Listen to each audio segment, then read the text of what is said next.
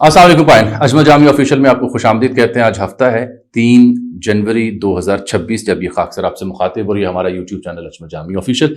मेहरबानी मोहब्बत का इजहार फरमाना हो तो आप इसे सब्सक्राइब कर सकते हैं और टल्ली वाला बटन भी दबा सकते हैं। आज मुल्क की सियासत पर बात नहीं होगी क्योंकि पूरी दुनिया में एक भौचाल आया हुआ है। ट्रंप इज इन एक्शन और उसका एक्शन हमें वेनेजुएला में दिखाई दिया।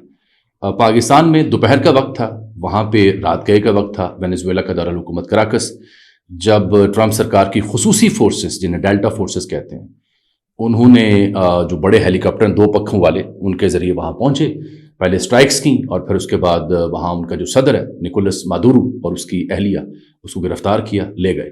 तो ये वेनेजुएला पर ट्रंप ने हमला क्यों किया है? वेनेजुएला से अमेरिका की शिकायत क्या थी? वेनेजुएला क्यों अहमियत का हामिल है? ये तेल कितना पैदा करता है? क्या असल नज़र तेल पर है या किसी और सूरत हाल के ऊपर? फिर ये जो वेनेजुएला पे हमला किया, इसके बाद ये कहीं कोई मिसाल तो नहीं बनेगी कि ईरान के साथ भी ऐसा सलूक किया जाए?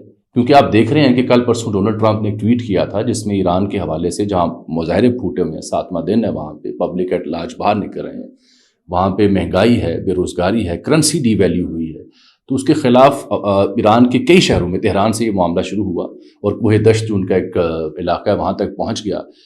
तो ये एक खदशा जाहिर किया जा रहा है जो बैनुल-अक़वामी अमूर के माहिरीन हैं, क्योंकि ट्रंप ने स्टेटमेंट दी थी कि हमने लॉक कर रखे हैं टारगेट ईरान के हवाले से। ब्यूरो इसराइल की नज़र भी वहीं है क्योंकि नेतन्याहू खुद बड़ी थिन मेजॉरिटी के साथ वहाँ सर्वाइव कर रहा है। गाज़ा का प्लान जो आपके सामने था वो उस तरह से उसके ऊपर अमल दरामद नहीं हो पा रहा जैसे ट्रंप की और उसकी ख्वाहिश थी। तो कहीं वेनेजुएला के बाद अगली मिसाल ईरान तो नहीं बनेगा? ये एक अहम सवाल है।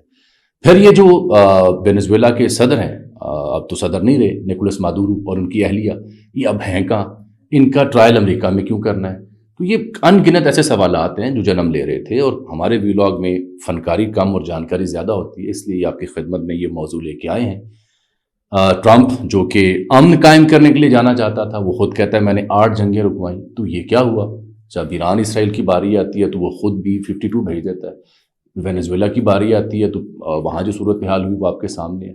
वेनेजुएला के अलावा एक और मुल्क है लैटिन अमेरिका में जिसे हम लातीनी अमेरिका कहते हैं, जिसके ऊपर भी ट्रंप की नज़रें हैं। ये चाहता क्या है? ये बड़ी दिलचस्प कहानी और एक नुकता बड़ा अहम है। मिड टर्म इलेक्शन भी आगे आ रहे हैं अमेरिका में और मकबूलियत ट्रंप की कदरे नीचे की जानिब है, तो कहीं कुछ ट्रॉफीज तो नहीं उसे चाहिए ताकि मकबूलियत बहाल की जा सके। इस सब पर बात करने से पहले मैं आपसे अर्ज करूँ कि आज हमारी दोपहर में जनाब सुहेल बड़ाई साहब के यहाँ लाहौर में एक नशिस्त हुई। तो पहले हम सुहेल अफरीदी साहब से मिले थे, तो आज हम मिले हैं बलूचिस्तान के सीएम जनाब सरफराज बुगटी साहब से। उनके साथ साबिक निगरान वज़ीर आज़म अनवारुल हक काकड़ भी आए हुए थे, कई एक सहाफ़ी वहाँ मौजूद थे, शामी साहब, मंसूर अली ख़ान साहब, अहमद वली साहब, उस्मान साहब और नसरुल्लाह मलिक साहब, फ़ारूक शहबाज बड़ाइच भी थे, सुहेल बड़ाइच साहब भी थे। तो बड़ी तफसीली नशिस्त उनके साथ हुई। जो रिजॉल्व है उनका अगेंस्ट टेररिज्म और पाकिस्तान के साथ, पाकिस्तानी के साथ जो उनकी लगन थी और जो दलाइल थे वो बड़े मुतासिर कुन थे। कंसिस्टेंसी वो मांग रहे हैं डिलीवर करने में। तो ये मौजू चूँकि मैं जिक्र कर दूं कि आज मुलाकात उनके साथ थी, हमारी ख्वाहिश है कि 2 वज़ीर आला से मुलाकात हो गई है, बाकी 2 वज़ीर आला से भी मुलाकात हो, ये मैं ख्वाहिश का इजहार कर रहा हूँ इस वीलॉग के ज़रिए। बहरहाल ये देखिए कि दोपहर का वक्त था जब अमेरिका की जो खुसूसी डेल्टा फोर्स है, ये जो खुसूसी डेल्टा फोर्स है, ये असल में अमेरिका में कई एक फोर्सेस हैं, सेंटकॉम के नीचे काम करती हैं। ज़्यादा मान इनको अपने जो मरीन्स हैं, जो इनकी बहरी क़ुव्वत है उसके ऊपर होता है। एयर स्ट्राइक तो उनकी बहुत ही लाजवाब है। तो ये खुसूसी जो डेल्टा फोर्स है, ये आला तरीन इंसदाद दहशतगर्दी यूनिट है, खुफिया और हसास कार्रवाइयों में हिस्सा लेती है। जो कुछ वेनेजुएला में हुआ, पहले इन्होंने बमबारी की, कराकस इनका कैपिटल है, गूंज उठा धमाकों से, रात गए वहाँ बिजली मुअत्तल हो गई और अफरा तफरी फैल गई, समझ नहीं आई थी हुआ क्या, लेकिन ये अमेरिका ने हमला किया था वहाँ बाकायदा। ये वेनेजुएला और अमेरिका की अगर हम बात करें तो कोई मुवाजना ही नहीं है, बिल्कुल मुवाजना नहीं है। बिल्कुल जो वेनेजुएला की बाकी मानदा हुकूमत ने ऐलान किया कि हम जहरीत के ख़िलाफ़ मुजाहरा करेंगे या हम मुज़ाहमत करेंगे, उसका कोई सूरत हाल बनती नहीं है। हाँ, बड़ा मुल्क ज़रूर है, पाकिस्तान से शायद ज़्यादा रकबा हो, कोई 9 लाख जो किलोमीटर स्क्वायर है वो इसका रकबा बनता है। 29 मिलियन इनकी आबादी है, यानी आप कह सकते हैं 3 करोड़ के पास। कराकस सबसे बड़ा शहर है। मगरब में इन्हें कोलंबिया लग जाता है, जनूब में इन्हें ट्रिनिडाड एंड टोबैगो। ये जो आपको याद है वेस्ट इंडीज़ जिसके खिलाफ हम क्रिकेट खेलते हैं, वो असल में कोई मुल्क नहीं है, یہ مختلف کیریبین جزائر ہیں جس پر مبنی وہ کرکٹ ٹیم ہے، جس میں ٹرینیڈاڈ اینڈ ٹوبیگو ایک ملک ہے، جس میں گیانا ایک ملک ہے، جس میں سینٹ لوئس ایک ملک ہے. تو اسی طرح سے یہ ٹرینیڈاڈ اینڈ ٹوبیگو جو ہے یہ اس کے وینیزویلا کے جنوب میں آتا ہے. نارتھ ایسٹ میں گیانا آتا ہے، گیانا بھی کرکٹ کا حصہ ہے ویسٹ انڈیز کی. 23 ریاستیں ہیں وینیزویلا کی. گیانا جو ہے اس کے بارے میں ذہن رکھیں، یہاں پہ بھی کافی تیل نکلا ہے اور یہ کسی زمانے میں گرینڈ وینیزویلا کا کولمبیا کا حصہ ہوا کرتا تھا. اصل مسئلہ جو ہے کہ وینیزویلا اگر میں یہ کہوں کہ دنیا میں سب سے زیادہ تیل کی قوت رکھتا ہے تو یہ شاید غلط نہ ہو. یعنی آپ اندازہ کریں 303 ملین آئل کی یونٹ ہوتی ہے کہ کس قدر زیادہ آئل پایا جاتا ہے. سعودی عرب اور ان کے بیچ مقابلہ ہے کس کے پاس زیادہ ہے. ایک زمانے میں ادھر پریزیڈنٹ ہوتے تھے ہوگو شاویز. جب ہوگو شاویز یہاں پہ پریزیڈنٹ تھے تو آپ سن کے حیران ہو جائیں گے 30 لاکھ بیرل یومیہ تیل پیدا ہوتا تھا وینیزویلا میں. 1990 کے 98 کے آس پاس کی میں بات کر رہا ہوں. پھر جب یہ پابندیاں امریکہ نے لگائیں ہوگو شاویز کے بعد یہ بندہ جو ہے نا اس کے نائب صدر ہوتا تھا نکولس مادورو. یہ جو ان کی یونائٹڈ سوشلسٹ پارٹی ہے وینیزویلا میں اس کا یہ حصہ ہے. 2013 سے آنورڈ پھر یہ صدر ہے. اس کے اوپر جب پابندیاں لگیں تو 30 لاکھ بیرل یومیہ تیل کی پیداوار تھی ایک زمانے میں وینیزویلا کے اندر، جو پابندیوں کے بعد کم ہو کے 4 لاکھ بیرل یومیہ رہ گئی. اور ابھی بھی میں اس وقت کی صورتحال ذکر کروں تو کوئی 9 لاکھ بیرل جو ہے وہ چین لیتا ہے وینیزویلا سے. تو تیل ایک سب سے بڑا اہم مسئلہ ہے، یہ آپ ذہن میں رکھ لیں. دوسرا جو چارج لگائے اس نے، خیر وہ ہیلی کاپٹر آئے انہوں نے کاروائی کی. اچھا نکولس مادورو اور اس کی اہلیہ جو ہیں یہ اس کاروائی سے کوئی 3-4 گھنٹے پہلے چین کے ایک خصوصی انوائے، خصوصی آپ کہہ سکتے ہیں ایلچی، وہ آئے ہوئے تھے. Venezuela is known for its ties its relations with China and Russia. جو نظامی حکومت یہاں پہ ہے کائنڈ آف سوشلسٹ، کمیونسٹ ہم نہیں کہہ سکتے. تو یہ ایک آپ سمجھیں کیپٹلسٹ اور سوشلسٹ کی لڑائی ہے. اور سوشلزم اور اس سے حامی یا اس کے نزدیک ترین جو بھی نظریات ہیں وہ دنیا بھر میں ماند پڑ رہے ہیں، ان کی کوئی اٹھان اب نہیں رہی، ختم ہو گئے دور. بلکہ اب تو لبرل ڈیموکریسی بھی ڈکے کر رہی ہے، یعنی فارغ ہو رہی ہے. اب تو عجب طریقے سے ایمرج ہو رہی ہیں ریاستیں جس میں جو ایکسٹریم خیالات ہیں، پاپولر سینٹیمنٹس ہیں وہ نمایاں ہو رہے ہیں. ہیونگ سیڈ آل دیٹ، یہ اس کے اوپر پابندی لگی اور اس کا 2024 میں جو الیکشن ہوا وینیزویلا میں، اس الیکشن کو بھی امریکہ نہیں مان رہا تھا جب یہ دوبارہ صدر بنا نکولس مادورو. اور ان کی جو اپوزیشن پارٹی ہے وہ بھی جیسے ہمارے یہاں ہوتا ہے کہ جی دھاندلی ہوئی ہے تو وہ بھی الزام لگا رہے تھے کہ دوبارہ الیکشن کروائے جائیں. تیل کے علاوہ اس کی بڑی شہرت جو امریکہ کی نظر میں ہے وہ ڈرگ ہے، کوکین ہے. کہ ڈرگ مافیا آپ کو پتہ ہے کولمبیا ہو، میکسیکو ہو، وینیزویلا ہو، اس کے اوپر امریکہ خاص طرح کا لینز رکھتا ہے کہ یہاں سے لیٹن امریکہ سے وہاں ڈرگز جاتی ہیں، کوکین جاتی ہے، ڈرگز کارٹل ہیں. اس کے اوپر موویاں بنی ہوئی ہیں، گاڈ فادر آپ کے سامنے ہے.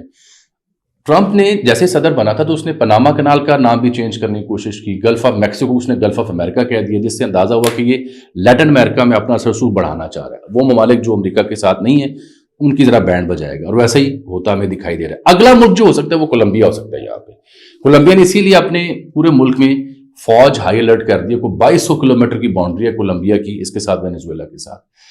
خیر جو ٹرمپ نے الزام لگائے، اچھا یہ میں آپ کو بتا دوں کہ یہ پہلی مثال ہے جدید دنیا کے اندر کہ کسی ملک کے اوپر ایک ملک حملہ آور ہوا، اٹیک کیے، اور پھر اس ملک کے صدر اور اس کی بیگم کو اٹھا کے ہیلی کاپٹر سے لے گئے اور اس کے اوپر الزام لگایا، اس کے اوپر فرد جرم عائد کر دیا. اس سے پہلے ایک دفعہ پاناما میں 1989 میں مینوئل نوریگا نامی ایک رہنما تھا، اس کی گرفتاری بھی ایسے امریکہ نے کی تھی، لیکن وہ ذرا اس کی تھرل ذرا کم تھی. یہاں ذرا کینوس بڑا ہے.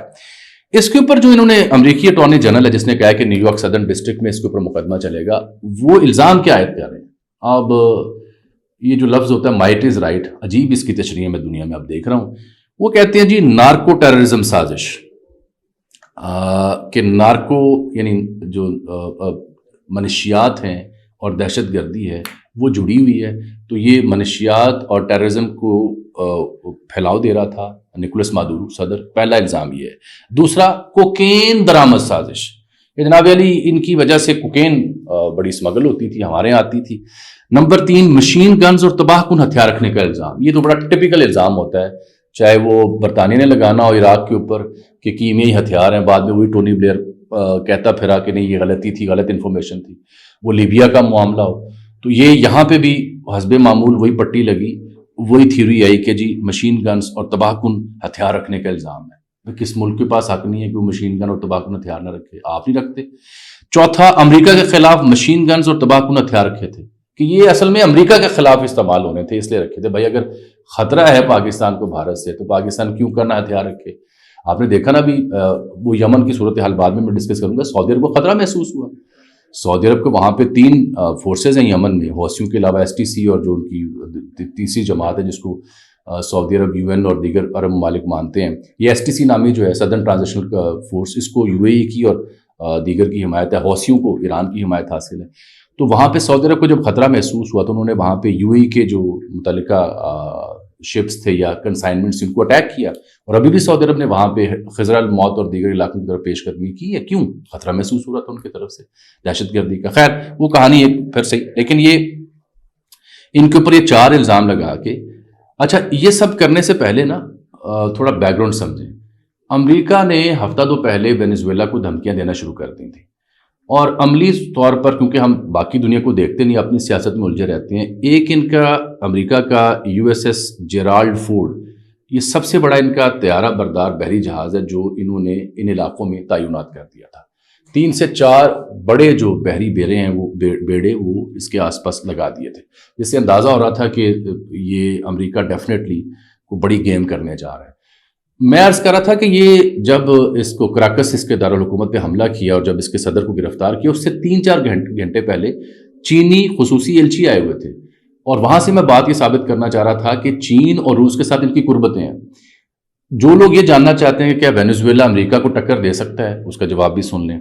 یہ نکولس مادورو نے کچھ عرصہ پہلے کہا جی میں نے 80 لاکھ افراد کی رضاکارانہ فورس جو ہے نا وہ اندراج کر لی ہے۔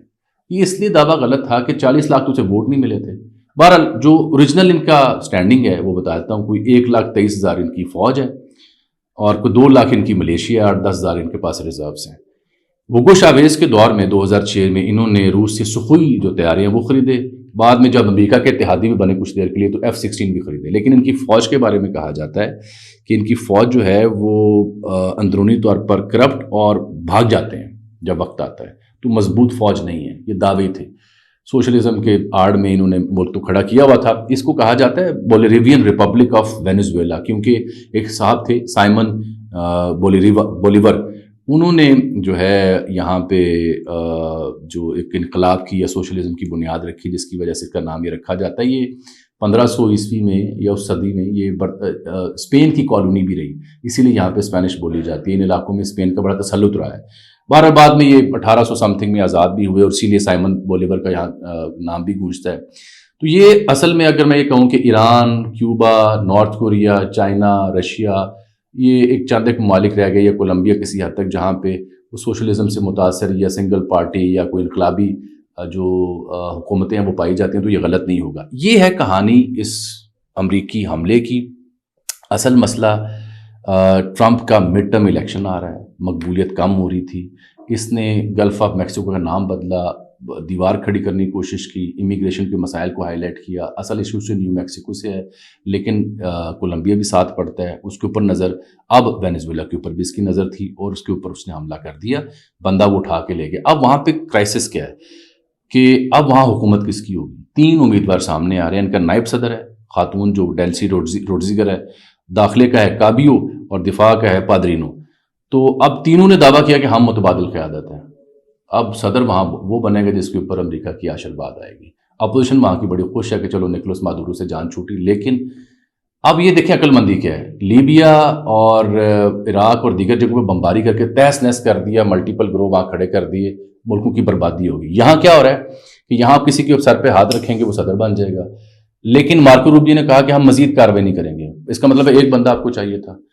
یہ صورتحال یہاں قابو نہیں آئے گی، وہاں بھی اکانومی ڈاؤن فال کا شکار ہے۔ وہاں صرف امریکہ اپنے جھنڈے گاڑنا چاہتا ہے، وہاں صرف امریکہ ایک ٹرافی لینا چاہتا ہے، کیونکہ یہ تو وہ صدر ہیں امریکہ کے جو کہ جنگیں رکوانے کے لیے نوبل انعام لینا چاہتے تھے۔ تو اب ایسا کیا ہو رہا ہے؟ اب ایسا یہ ہو رہا ہے کہ مقبولیت کم ہوئی ہے سر کی، اب ایسا یہ ہو رہا ہے کہ وہاں سب سے زیادہ تیل ہے، اب ایسا یہ ہو رہا ہے کہ وہاں پہ دھونس دھاندلی کے ساتھ یا زبردستی کے ساتھ اپنا لوہا منوا کے اپنی عوام کو بتائیں گے کہ یہ دیکھیں ان ممالک سے ڈرگز آتے تھے، ان ممالک سے دہشت گردی آتی تھی، ان کا ہم نے کلا کما کر دیا۔ پراؤڈلی وہ اس ٹرافی کو لیں گے اور وہ عوام کے سامنے جائیں گے۔ یہی وجہ ہے کہ میں نے آپ کو صبح کے ویلاگ میں بتایا تھا کہ ابھی ریسنٹلی آپ کو پتہ ہے ایلان مسک اور ٹرمپ کی لڑائی تھی، تو اب صلح ہو گئی. صلح کی ثبوت یہ کہ کل ایلان مسک کہہ رہا تھا کہ یہ جو لیفٹ کے لوگ ہیں یا ڈیموکریٹس ہیں ان کی باتوں میں نہیں آنا، میں تو کھڑا ہوں گا ٹرمپ کے ساتھ، مڈ ٹرم میں ساری فائنینسز جو ہے میں کروں گا. تو یہ مفادات کی جنگ ہوتی ہے، یہ رول کی جنگ ہوتی ہے. اس جنگ کے یہ اپنے انداز ہیں ٹرمپ کے، چاہے وہ ایران کا معاملہ ہو. اب مجھے خدشہ مجھے یہ ہے کہ وینزویلا کے بعد اگلی باری ایران کی ہو سکتی ہے، کیونکہ ٹرمپ نے یہ کہا ہوا ہے کہ ہم نے ٹارگٹ لاک کیے ہوئے ہیں. مجھے خدشہ ہے کہ ایران میں جو بدامنی اور عوام باہر نکلے ہیں اس کو بہانہ بنا کے یہاں پہ یا تو بدامنی مزید پھیلائی جائے گی یا پھر رجیم چینج کا کام کیا جائے گا. مجھے آج کے لیے آپ اجازت دیجیے، ملاقات ہوگی کل، تب تک کے لیے اللہ حافظ.